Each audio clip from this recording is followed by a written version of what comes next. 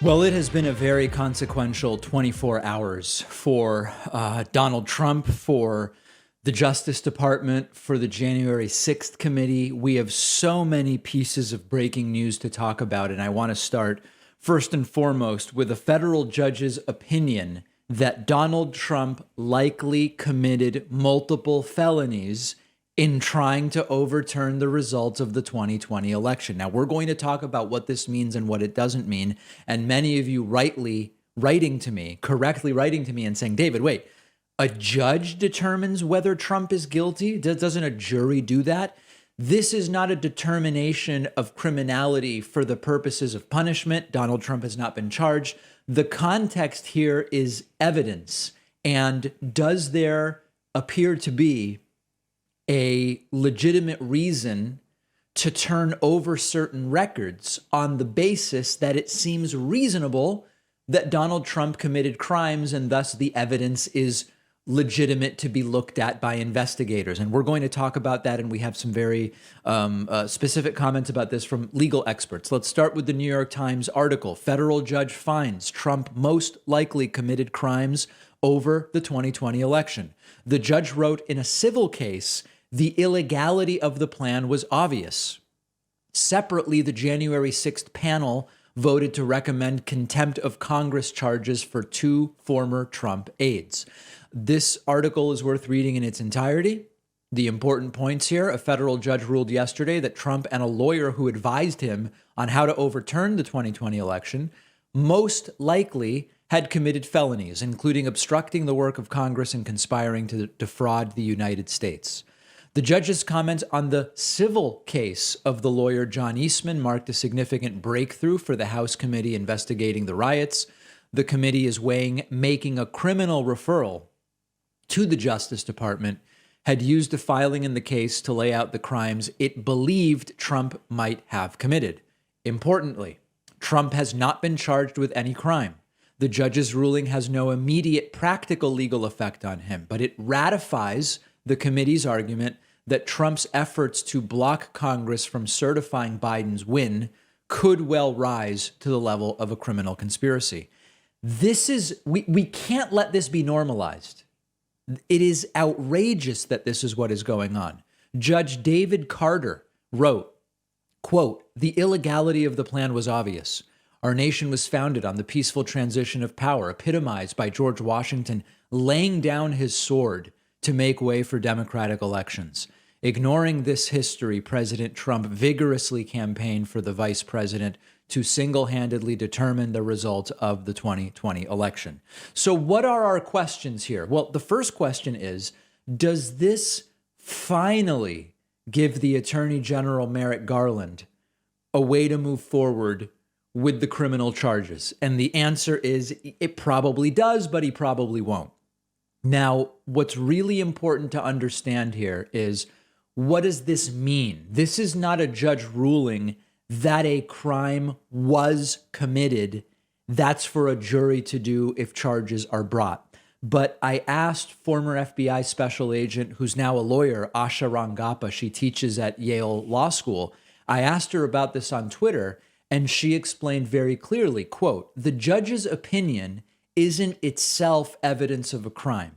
It's an evaluation of some of the evidence, which is the grand jury's job. I'd say at most it suggests that a grand jury would be able to independently find probable cause to charge, but the problem is proving it beyond a reasonable doubt to a jury." Asha went on to add, "The judge may have just been stating what was obvious from the evidence, but no doubt it's a major flag that this had better be an active Department of Justice investigation, dereliction of duty if it is not." So this is the main point, and we've been talking about this for some time. I don't think anybody is arguing, or let me put it a different way. Due process holds that one is innocent until proven guilty. And due process holds that we can't say someone should be punished for a crime until they've been found guilty of a crime. And right now, Donald Trump has not even been charged. So the right loves to say they're all about law and order, but they will immediately suspend due process when they want someone, quote, locked up. Think Hillary Clinton. We're not going to do that. We're going to stick to due process. But what is abundantly clear at this point is we have endless opinions, including now from a federal judge, that it's at least quite plausible that felonies have been committed. And so what does that mean? It doesn't mean you throw someone in jail before getting a guilty verdict, but it does mean there should be an active investigation. And Asha Rangappa is completely correct about that. So this ruling affects a very specific part of the process of investigation. It relates to a civil case. It's not time for jail. We're not saying lock anybody up. It's the right that loves to do that by skipping due process. But what we are saying is, if there's no investigation going on right now, it raises some major, major questions that we need to have answered. And unfortunately, what we saw in Manhattan is very similar to this. Remember that Mark Pomerantz and another prosecutor investigating Trump criminally in Manhattan resigned. And initially, many on the right were saying they resigned because they knew that it was all bogus and there was nothing to investigate. No, we speculated, and it's since been confirmed, they resigned because they actually thought, wow, Trump did commit crimes, and it doesn't seem there's any interest in actually charging him. And so our work is essentially being done for nothing. We found evidence of criminality. Nobody's interested in charging the guy. I'm out of here. That's what happened. So we're seeing the same story. Federal judge, civil case, Manhattan investigators, everybody coming to the conclusion felonies were probably committed here. Will he be charged? I'm not particularly optimistic. This is just an unbelievable story. After months and months of wrangling, trying to avoid providing call records to the House committee investigating the January 6th Trump riots, the Trump White House, the former White House, finally provided the call records to the January 6th committee. Great, right? I mean, what delightful. They've got the information they need. No. The January 6th call logs provided by Trump to the committee have a 7-hour gap on January 6th. The key hours during which it is crucial and critical to understand who was Trump speaking to. Now, there's a second layer to this, which is they may have had phone calls that they never put in the log. So there's kind of two layers of accountability. The first is give us the log so we can see who you spoke to. That assumes the logs are accurate. And I would not assume that with this former administration. But the next part of it is, of course, well, do the calls even reflect what they should reflect? Washington Post report, very good report by Bob Woodward and Robert Costa. January 6th White House logs given to the House show a 7-hour gap. Wow. The House Select Committee is now investigating whether it has the full record and whether Trump communicated that day through back channels, phones of aides, or personal disposable phones. Now, Trump is claiming he doesn't know what a burner phone is. I don't believe that for a second. We're going to get to that in a moment. Read the whole article. We're linking to it. Internal White House records from the day of the attack that were turned over to the House Select Committee show a gap in Trump's phone logs of 7 hours and 37 minutes, including, what a surprise, the period when the building was being violently assaulted, according to documents obtained by the Washington Post and CBS News. The lack of an official White House notation of any calls placed to or by Trump for 457 minutes. Look at the time here, from 11:17 a.m. to 6:54 p.m. I'm trying to think, what was going on during that time? Oh, right. That was exactly when the Capitol was taken over by violent insurrectionists attempting to overturn the results of the election. Well, during that time, we don't have the logs. That means the committee has no record of his phone conversations as his supporters descended on the Capitol, battled overwhelmed police, and forcibly entered the building, prompting lawmakers and VP Mike Pence to flee for safety. The 11 pages of records, which consist of the president's official daily diary and the White House switchboard call logs, were turned over by the National Archives earlier this year. The records show Trump was active on the phone for part of the day, documenting conversations with at least 8 people in the morning and 11 in the evening. But there is this 7-hour gap that stands in stark contrast to the extensive public reporting about phone calls he had with allies during the attack. We know he spoke to Mike Lee, he spoke to Tommy Tuberville, he spoke to Kevin McCarthy, and many others. So in essence, they didn't really turn over the records, in that we don't actually have the records, or the White House doesn't, during those key moments. Now, I want to talk about this burner thing. This is now from a CBS News article. Remember that this was a kind of joint report from Washington Post and CBS. The House panel is now investigating whether Trump communicated through back channels, meaning he could have used other people's phones or personal disposable phones known as burner phones. Look at this. In a statement Monday night, Trump said, "I have no idea what a burner phone is. To the best of my knowledge, I have never even heard the term." Does anybody believe that? Does anybody believe that Donald Trump doesn't know what a burner phone is? I know he's not the brightest, but there is no doubt that he knows what a burner phone is. The stuff that Trump has been up to for so long. Now, is it possible he doesn't know it by that name? He knows it as a disposable phone. I don't know, guys. Maybe, but this is not believable. And when we talk about, remember when we spoke about the Ukraine fiasco that led to the second impeachment? Remember when we spoke about the entire Russia probe, quite frankly? As I've said before, if from the beginning of the suspicions about Russia, the Mueller investigation, the entire thing, much of what took place was self-inflicted harm done by Trump. If Trump hadn't gone public and tweeted all sorts of things that attracted more attention to the story, if Trump hadn't gone overboard in his denials, and then it came out, actually, they met with all of these Russian individuals and all these different things, the investigation would never have become what it was. And similarly, when it comes to January 6th, it is increasingly plausible that had Trump just cooperated and not called attention to the fact that he's obviously trying to cover up the full scope of what he did and what he said and who he spoke to that day, this also likely would not be as big as it is. Because, to be perfectly frank, my opinion is whatever is in those missing 7.5 hours, it's probably not good. But if you don't have the contents of those calls, you have a circumstantial case at best, most likely.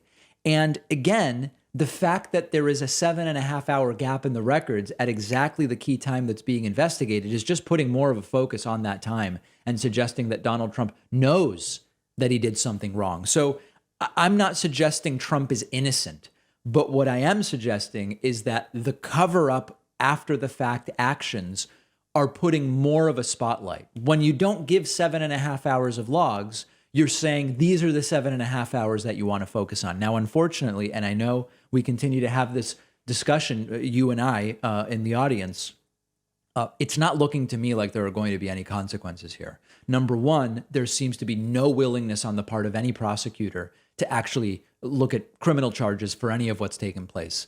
And number two, listen, Trump is pretty Teflon. It's just the reality. And he's thinking about running again in 2024. There's the possibility that even running again may be part of keeping himself out of trouble by being back in power. And I remain pessimistic about accountability here. But in the last 24 hours, just incredible stories and a 7.5 hour gap in the phone records.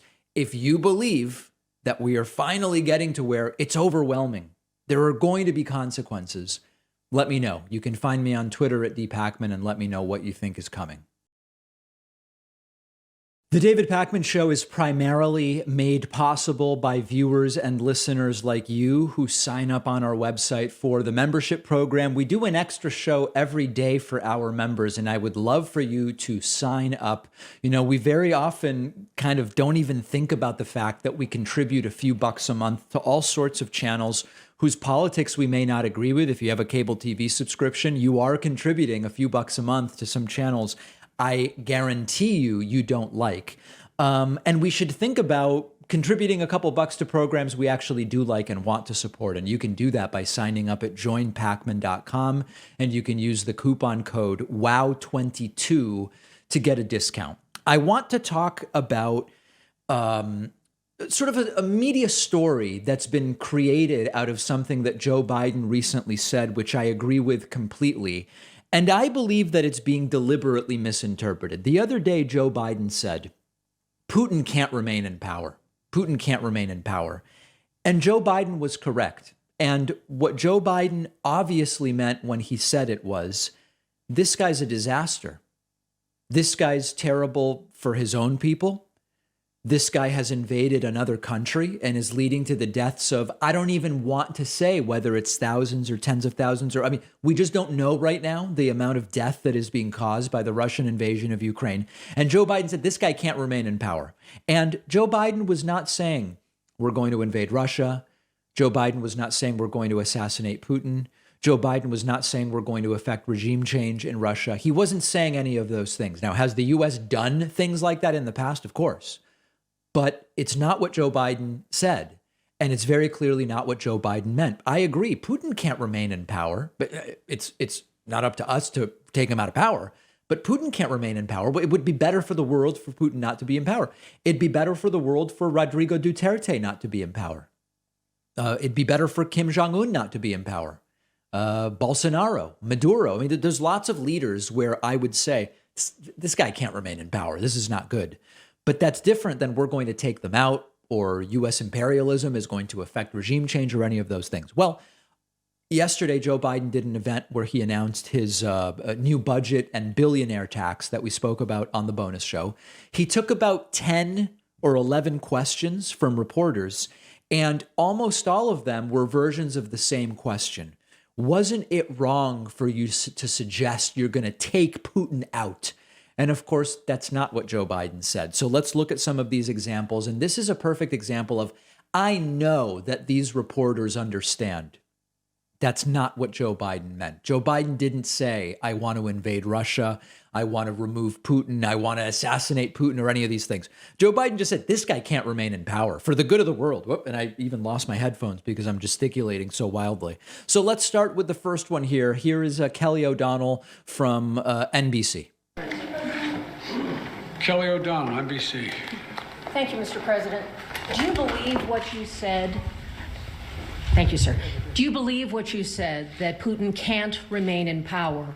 Or do you now regret saying that because your government has been trying to walk that back? Did your words complicate matters?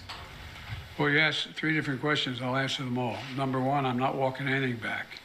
The fact of the matter is I was expressing the moral outrage I felt toward the way Putin is dealing in the actions of this man.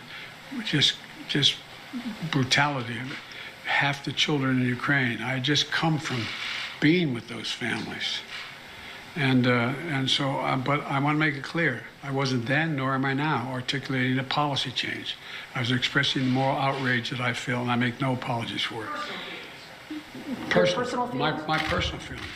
Secondly, you asked me about, well, what was the second part? Complicate the diplomacy of this moment. No, I don't think it does. You know, the fact is that we're in a situation where what complicates the situation at the moment is the escalatory efforts of Putin to continue to engage in carnage, the kind of behavior that makes the whole world say, my... All right. So I think you get the point. He's not saying there's a new policy. He's not saying we're invading Russia. He's not saying any of those things. He's just like, this guy can't remain in power. And this is really one of those cases where media is seizing on something and there's really nothing there. Next, we'll go to Peter Doocy from Fox, who, by the way, for all of the adversarial questions that Peter Doocy asks, Joe Biden keeps calling on him at almost every press avail. Let's listen. Thank you. Thank you very much. I know you're going to ask a really nice question. Well, it's an important question, I think. Are you worried that other leaders in the world are going to start to doubt that America is back if some of these big things that you say on the world stage keep getting walked back? What's getting walked back? It made it sound like, just in the last couple days, it sounded like you told U.S. troops they were going to Ukraine. It sounded like you said it was possible the U.S. would use a chemical weapon, and it sounded like you were calling for regime change in Russia, and we know... None of the 3 occurred. None of the 3 occurred? None of the 3. Mr. President? You interpret the language that way. I was talking to the troops. We're talking about helping train the troops that are the Ukrainian troops that are in Poland. That's the context. I sat there with those guys for a couple hours. That's what we talked about. So when you said you're going to see when you're there, you were not intending to I was say referring to meeting with and talking with the Ukrainian troops who are in Poland. And when you said a chemical weapon use by Russia would trigger a response in kind. It will trigger a significant response. What does that mean? I'm not going to tell you. Why would I tell you? You got to be silly. The world? Okay, so that's on the first 2 points. And then Biden again going on to address this question of regime change. Regime change. You were calling for regime change, and of course he was not. And every reporter asking this, it's like they smelled blood in the water and they could ask nothing else. Back to your original words that he cannot remain in power. Can you help us understand, you have more foreign policy experience than any president who's ever held this office. Right. Whether those are your personal feelings or your feelings as president, do you understand why people would believe you, as someone commanding one of the largest nuclear arsenals in the world, saying someone cannot remain in power is a statement of U.S. policy? And also, are you concerned about propaganda use of those remarks by the Russians? No and no. Tell me why. You have so much experience. You are the leader of this country. Because it's ridiculous. Nobody believes we're going to take down. I was talking about taking down Putin. Nobody believes that. Number one. Number two. And I think he's right that even these reporters don't believe it. I don't think these reporters really believe Biden was saying, we're going to go in and take Putin out and do regime change. He just said, this guy can't stay in power. What have I been talking about since this all began? The only war that's worse than one intended is one that's unintended. The last thing I want to do is engage in a land war or a nuclear war with Russia. That's not part of it. I was expressing my outrage at the behavior of this man. All right, so you guys get it. And this is the perfect story of the media-driven narrative. When Joe Biden said this, had reporters not started going crazy saying, oh, sir, are you demanding regime change? It never would have become a story. There's plenty to criticize Joe Biden about. This is not it. And it's almost a signal as to, I mean, listen, it wasn't even a slow news week, and yet still 7 out of the 10 questions or something were focused on this. Very strange stuff, and not particularly informative to the American public. I want to do a little bit of a follow-up about the Will Smith slap of Chris Rock during the Oscars on Sunday night. The American right wing seems to have lost its mind and are delivering bizarre take after take about what happened or what didn't actually happen on Sunday night. Now, I'm going to talk a little bit in a little bit about kind of what my now having had a chance to think about it more, what my view is on what happened on Sunday night. For those of you who don't know, Chris Rock during the Oscars made a joke about Will Smith's wife's short hair, which is the style she chooses because she has alopecia, baldness, and Will Smith didn't like it, and he walked up to Chris Rock during the Oscars and slapped him in the face and then yelled, "Keep my wife's name out of your mouth." It was an insane situation, and I'm going to talk about my thoughts in a moment. But first, let me show you some just bizarre takes. Cultural critic and arbiter of ideas Dave Rubin said that if it had been a white person who did the slap, then everybody would have gone crazy, and he's mad about that. So he's upset about how people would have reacted in a different situation. It's what are you even talking about, dude? But because they know no one's paying attention, would you put it above the machinery of Hollywood? What? To fabricate something like this? That Chris Rock makes a fairly innocuous joke. I mean, she's got a shaven head, and I'll talk more about alopecia in a sec, as I said. And that Will Smith so loses control. He's laughing at the joke at first, that he so lost control of himself that on an evening where he knows millions, even though it's not as many millions as it used to be, millions of people are watching, that he so lost control of himself that he walks up on stage calmly. He didn't bum rush the stage, right? He walks up there, smacks the guy, and just sits down. No security came and got him. So far, he's spot on. I like this analysis so far. Nobody, apparently during the commercials, there were some PR people saying something to him. But we could also add like the weird woke element of race to this. So it was black on black violence, which people obviously treat a little bit differently. I suspect that Woke element. What? if Matt Damon had gotten out of the crowd, very pasty white Matt Damon had gotten out of the crowd and smacked Chris Rock, there would be riots in the streets. Okay, so now it's just completely unhinged. Yeah, it's not going to be. If it was Matt Damon who slapped Chris Rock, you were not going to see the Rodney King riots or anything like that. So the woke aspect of this, just a bizarre take. He's mad about how people would have reacted to something that didn't happen. How is that a story? Then we go to Fox News, where Donald Trump's former press secretary, Kayleigh McEnany, compared what happened to when Michelle Wolf joked about Sarah Huckabee Sanders and right-wingers were mad, and it has nothing to do with it whatsoever. Would have stopped them, I would hope, but because he's Will Smith, they just don't? Yeah, I think Trace made the key point. You know, if it was a fan, it'd be totally different treatment than it would be for a celebrity. And also, I think very different scenario when you think to, I couldn't get out of my head as I watched this, the White House Correspondents Association dinner from 2018, where Sarah Sanders was so maliciously attacked.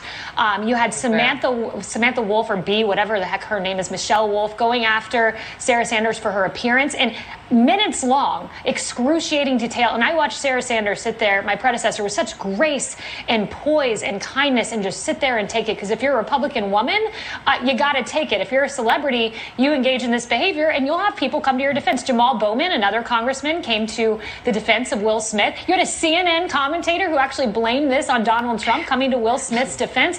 But if I just may make this one ancillary point, just like I didn't like the jokes about Sarah Sanders, I did not like that joke about Will Smith's wife. I had a friend who I grew up with who had alopecia, and I just thought it was totally out of bounds. Okay, so again, it really isn't. Whatever point she's trying to make is not landing, and it's always somehow about wokeness and people and criticizing and double standards with conservatives. Last clip here. This is Sunny Hostin from The View, not a right winger per se, but sort of sometimes a contrarian on that show, or maybe compared to the others.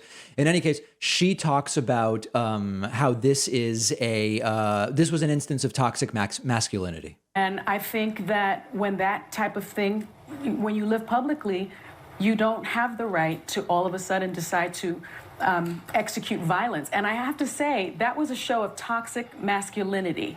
If he was offended and felt emasculated by Regina Hall's joke or by Chris Rock's joke, you don't act out in violence. That is not a show of love. That's a show of violence. And I think that...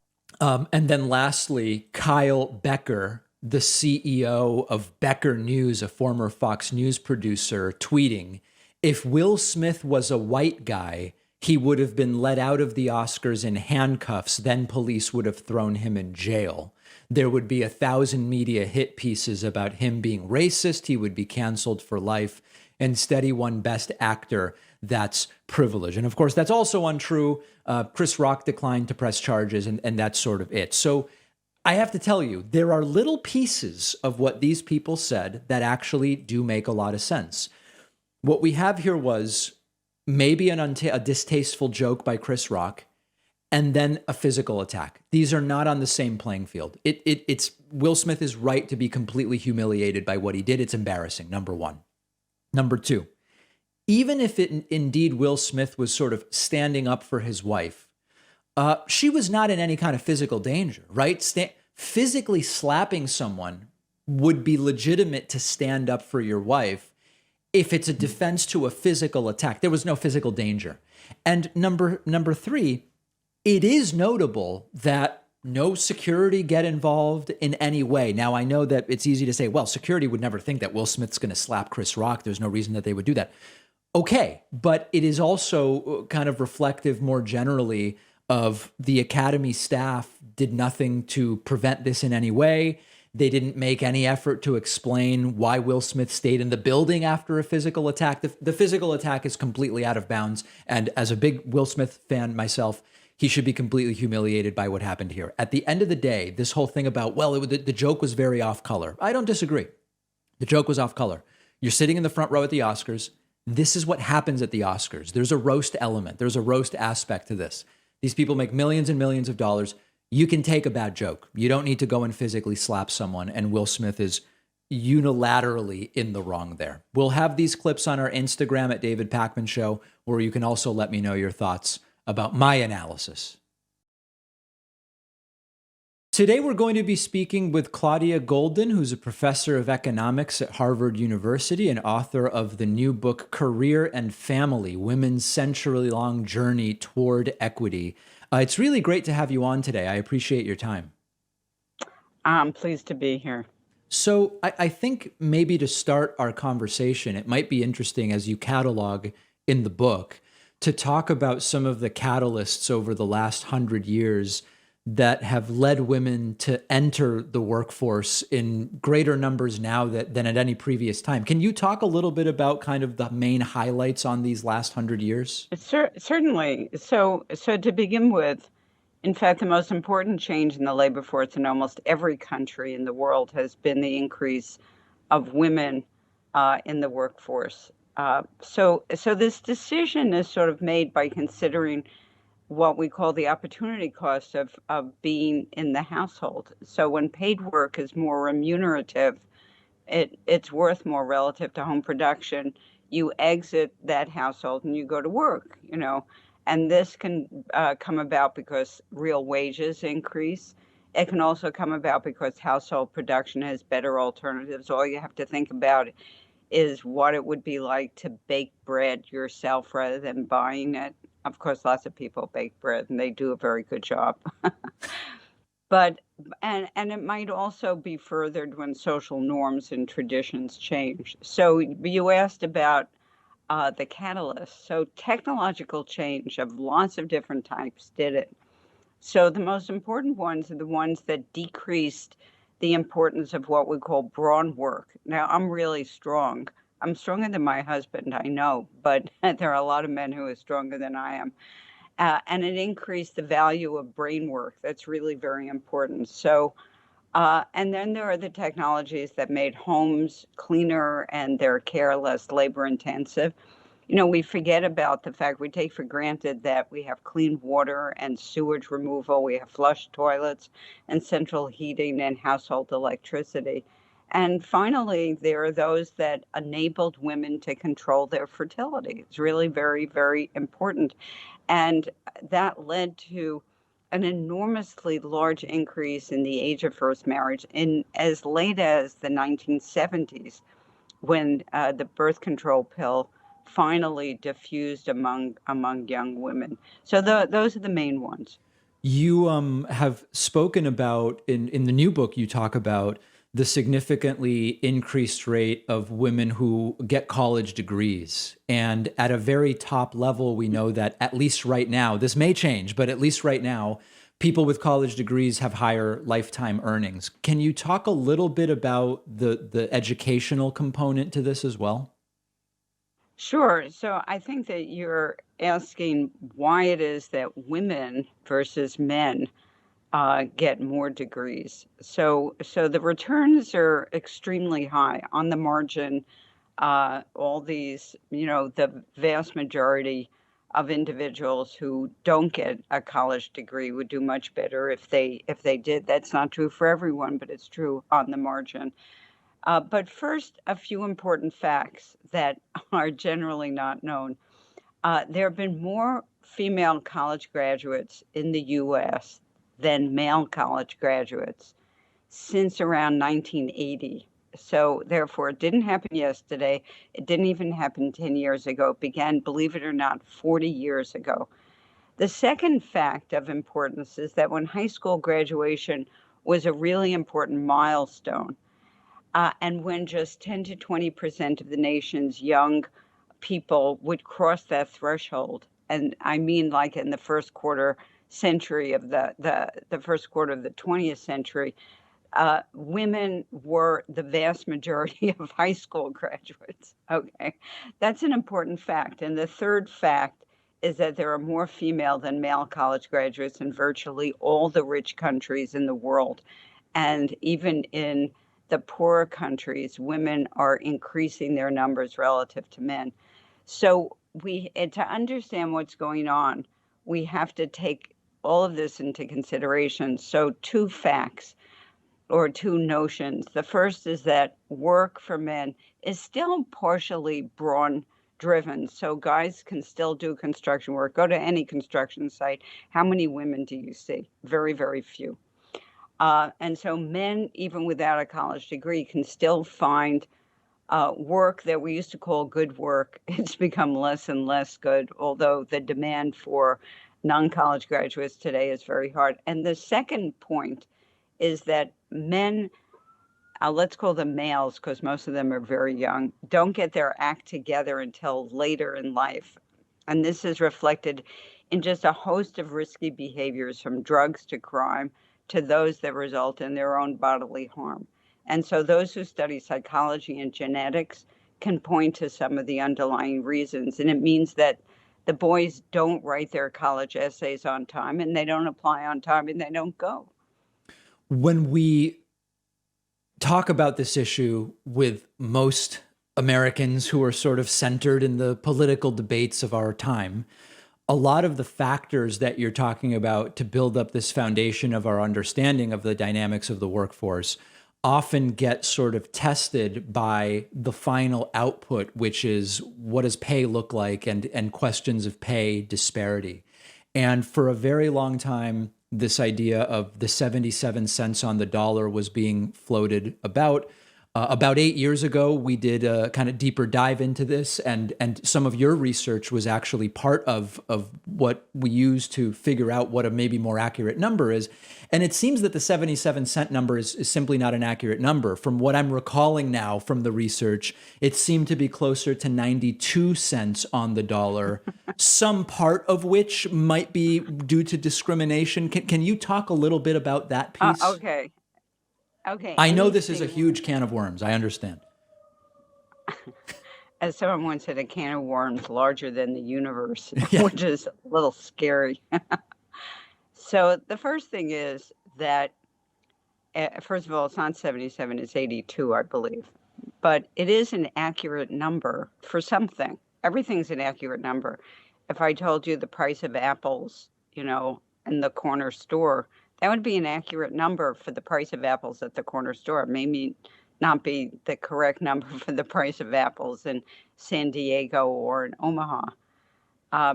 So that's part of the issue. So it is constructed by taking everyone in the current population survey, taking their weekly earnings for men and women, and using only those who are full-time year-round, so that sort of standardizes in some manner, not entirely, and then takes the median for women and the median for men and divides.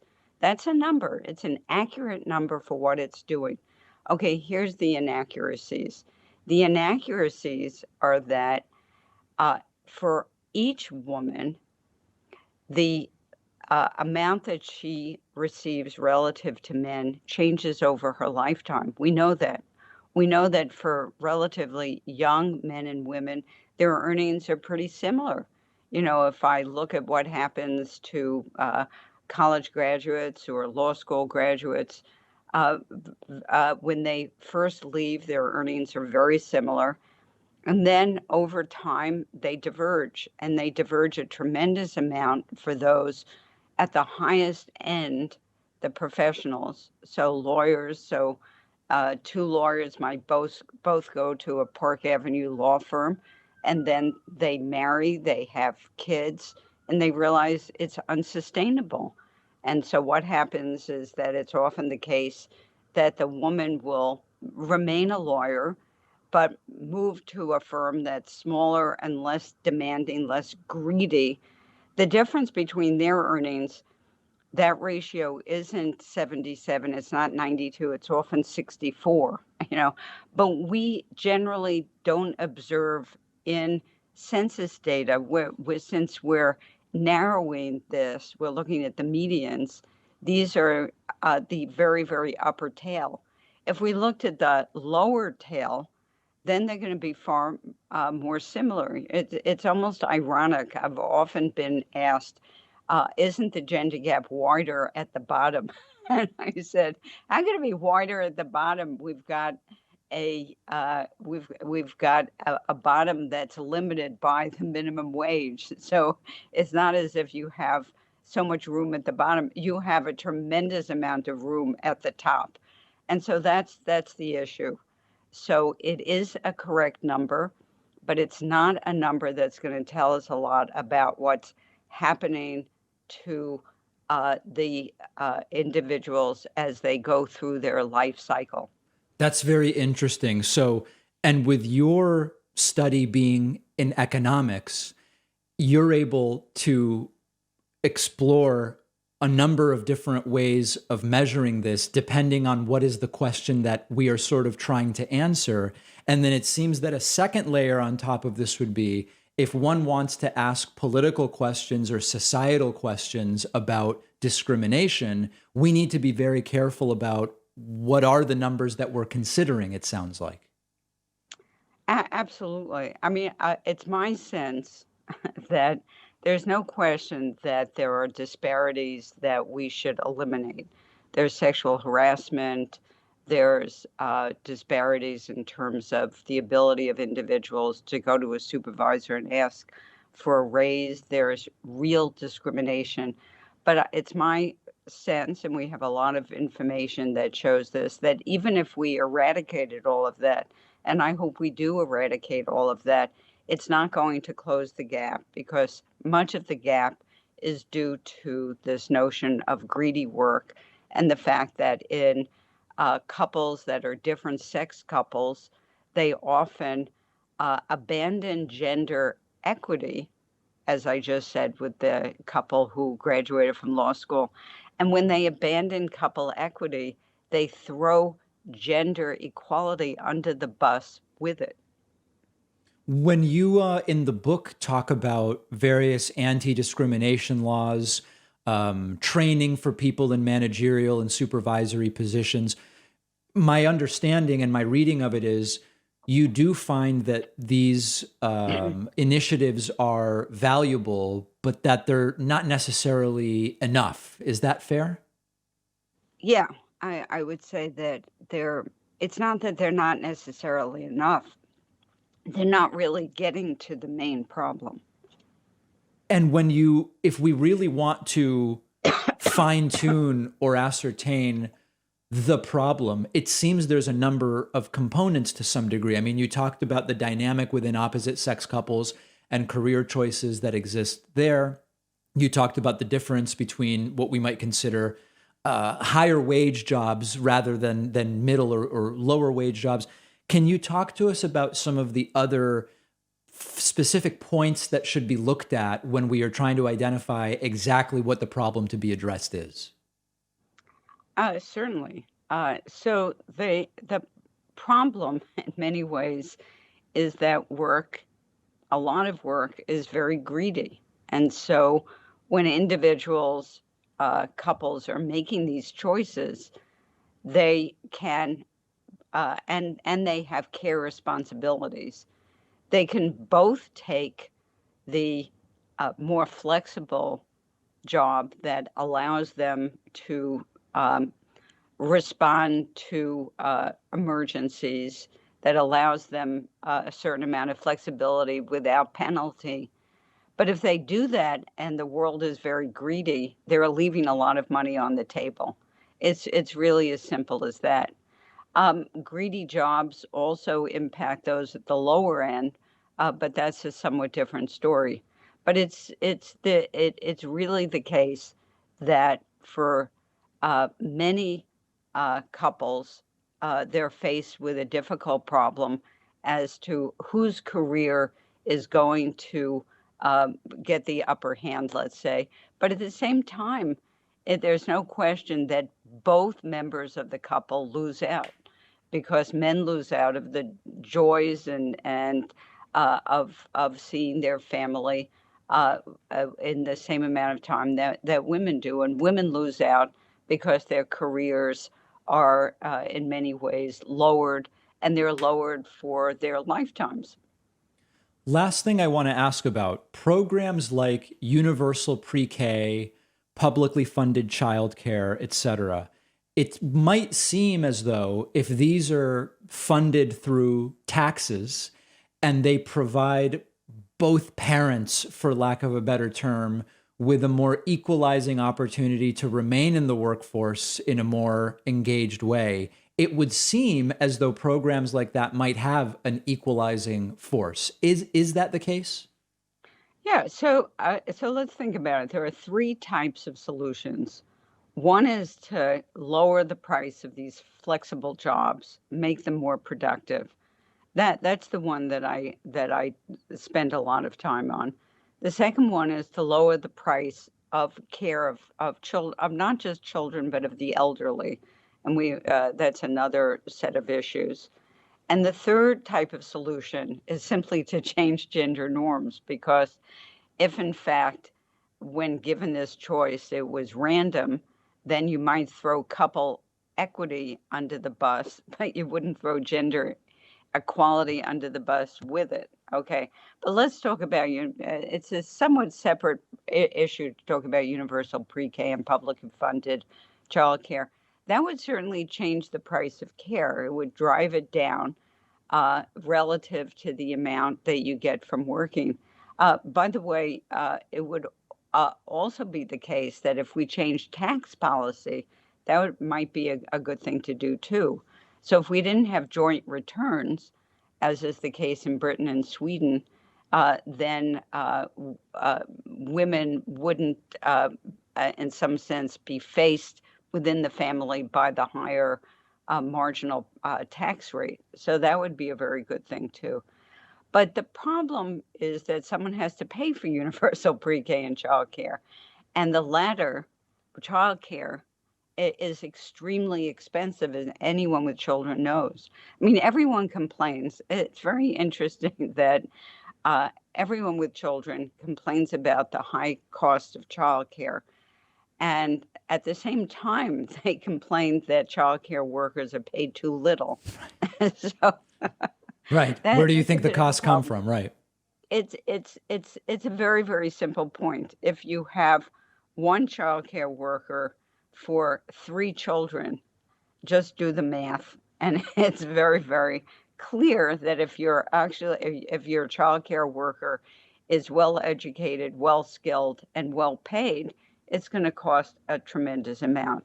So these are decisions for the polities. Sweden decided that they did want to go that route, not for infants, by the way. For infants, one of the parents receives parental leave and is paid for that. So as researchers, though, we can demonstrate that pre-K increases the human capital of the next generation. Universal pre-K. You didn't say pre-K, you said universal, and that's important. By involving the entire community is actually more effective than targeted pre-K. So that's sort of the answer. Universal pre-K would be very, very nice. I mean, let's face it. We have public education. At what age should it begin? You know, at some point in the 1920s, 1930s, it was decided that we should push it to 5 years old or 6 years old and have this thing called kindergarten. At some point in the 20th century, we had universal kindergarten. So there's this is a matter of the age. 3-year-olds, 4-year-olds can learn. Right. And so, yes. Spoken as someone who has a 4-year-old. The new book is Career and Family, Women's Century-Long Journey Toward Equity. We've been speaking with the book's author, Harvard University economics professor Claudia Golden. I really appreciate your time and your insights today. Well, thanks very much, David. I've enjoyed it. I want to do a kind of close the loop on a story we've been covering, which is this U.S. trucker convoy. Now, you might be saying, David, the trucker convoy, wasn't that like months ago in Canada? Or did the U.S. convoy even actually get started? And you would be right to be confused because they accomplished absolutely nothing. They got almost no attention. They were protesting non-existent mandates. and it is now coming to a close. I have to tell you, I love this. I take so much pleasure in this. Good Daily Beast report. People's Convoy gives up and will leave D.C. after 3 weeks of doing absolutely nothing. Our friend Zachary Patrizio wrote this for the Daily Beast. And he explains 3 weeks after the so-called People's Convoy landed in Washington, D.C., the group is calling it quits after accomplishing nothing except injuring residents and circling the Beltway. Co-organizer Mike Landis announced Sunday night that the group would pack its things up in the coming days and drive back to California. Landis said the convoy goers who remain in Hagerstown, Maryland, who had freezing nights while camping out, will enjoy a southerly route back to California. We're going to take a little more southern route, so it's a little warmer than this. This is absolutely fantastic. Now, a lot of you are probably reacting by saying, I didn't even know that they were still there. And indeed, they did nothing. Now, there's two parts to this. The first part is, even when the Canadian trucker convoy got going, they were mostly protesting non-existent mandates. And since then, even more vaccine requirements have been dropped. Now, in the United States, the U.S. trucker convoy is quite literally protesting for freedom that they have. I mean, there's almost no vaccine requirements remaining for people who are within the United States. If their own company requires them to be vaccinated or tested, that's their company policy. The Supreme Court already said that Joe Biden forcing companies with over 100 employees to require vaccination or testing had to be halted. So at its core, this was a movement about something that is not actually a problem. But the second part of this that I find just particularly funny is these are people who were, I don't want to call it rallying. They were basically driving around, framing themselves as the victims of government tyranny. And as their convoy started to come east from the West Coast, Russia invades Ukraine. Civilians are being killed. It's a complete violation of the sovereignty of Ukrainian borders, et cetera, et cetera. And these truckers are trying to say they're the ones that are being victimized by tyranny. Like, it's what's happening in Ukraine is absolutely horrifying. Just one of the most horrible things that's happened in the last couple of years. But there's some hilarious irony to the fact that when there are real victims of government authoritarianism, I'm talking about Ukrainian victims of Putin's authoritarianism and belligerence, you've got truckers who are like, I don't want to get vaccinated. I don't want to get vaccinated. The big headlines from the trucker convoy, about a week ago, someone on a bicycle got in front of the convoy and almost shut the entire thing down. They didn't even know how to get around the biker. And it barely got any attention. They accomplished nothing. And the entire reason for being was bogus, given the reduction in all sorts of different mask, vaccine, and testing requirements in the United States. Let's hope that we're closing the book on this pathetic excuse for activism that is actually just a waste of everyone's time and particularly inconvenient to people who are just trying to get to work and earn a living. One of the things we did not get to cover yesterday when we covered the wacky weekend in Georgia with Trumpists and Marjorie Taylor Greene and Matt Gaetz and all of these other people was that John Bachman, a Newsmax host, I'm not very familiar with John Bachman. John Bachman was allowed, I guess, to interview Donald Trump right before his speech on Saturday. It is a bizarre interview. Trump looks visibly confused. He seems disoriented. And the things he's saying make just as little sense as Trump's physical appearance. Let's take a look at this. Trump just uncontrollably lying and even seems confused about the lies he's telling. Let's talk about this lawsuit against Hillary Clinton. What do you hope to accomplish with that? Well, they spied on my campaign. You had all of them there. Remember, there is still no proof that anybody spied on his campaign. All the names are there, all the names you've been reading about for years. Bill Barr didn't want to be impeached, and so therefore he decided not to do it, which was a shame because, frankly, you need courage to fight these people, deep state or whatever you want to call them. But Trump's still talking about the deep state. I mean, fully in to so many of these different conspiracy theories. I think we're going to do very well with it. We have a great lawsuit, and I felt it was really very important to bring it because think of it. If I spied on their campaign, can you imagine what would happen, John? Now, remember, the lawsuit, as we talked about yesterday, will go nowhere. If the lawsuit were to proceed, Trump would be subject to discovery.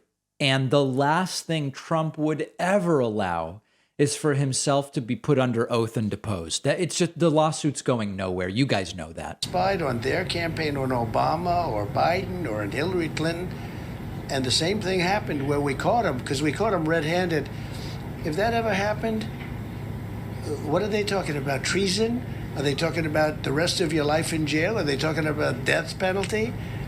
And these people can't be allowed to get away with this stuff. Right. So Trump suggesting that something that didn't happen is actually treason. Trump then seemingly blaming Joe Biden for Putin maybe using nukes. I mean, this is bizarre stuff. Let's also talk about Russia and Ukraine. Seems like Putin may have miscalculated there. What is your assessment of where things stand right now with Putin's invasion of Ukraine? Well, you never know. I can tell you the country is just in shambles. You look at these cities, they've been bombed and they've been blown up, and it's going to take 50 to 100 years to rebuild them. And so many people have been killed. So many people have been killed and horribly wounded. But I will tell you that it should have never happened. This would have never happened had the election not been rigged. This would have never happened. He would have never in a million years have done it. So it's very sad. When I watch it, it's sad because this is something all those people should be living now. They should not be dead. Do you think Putin would use nuclear weapons? When you put them into a corner and when you talk the way they're talking, you know, they're talking weak and yet they're almost giving him an incentive. They're handling him very badly, in my opinion.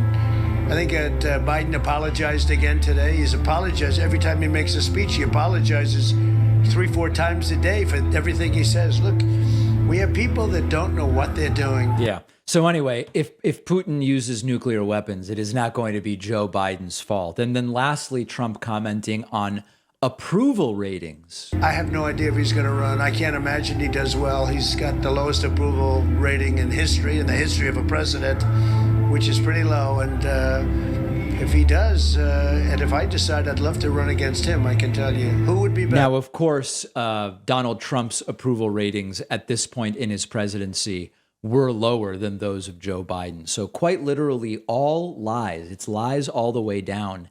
And Trump just is seeming very confused when you look at him and when you listen to him. It's all very bizarre. We have a voicemail number. That number is 219-2-DAVID-P. Our friend Billy Harrison called in. He really thinks Keystone XL would lower gas prices. Listen to this. David Pac-Man. Yeah. Billy Harrison again. You're saying President Biden, or any president for that matter, has nothing to do with the price of gas. Almost nothing to do. I've explained the 3 things presidents can do. So, I've called you several times to debate. Seems like you never play my clips. I actually have played a number of Billy's clips. My voicemail on your show, I wouldn't either if I was you because I'd make you look stupid. Right. But you're saying the president has nothing to do with gas prices. Yet, Joe Biden, first day in office, counts the Keystone Pipeline. That's one way he affects gas prices. Yeah, no, unfortunately, that's not true. Remember, Keystone Pipeline phases 1 through 3 are up and running.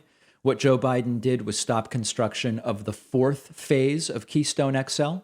Keystone is not an oil field. It's only a pipeline. It's a way to transport the oil. The oil is still coming in. It's just coming in through other means. And the best estimates we have are that phase 4 of Keystone XL, when completed, and it wouldn't even be done now. If Biden had continued construction, it wouldn't even be done now. But when completed, phase 4 of Keystone XL would only have increased oil production by 1%. Would have no impact on the price of gas. Sorry, Billy. We've got a great bonus show for you today. Sign up at joinpacman.com to get instant access. I will see you then.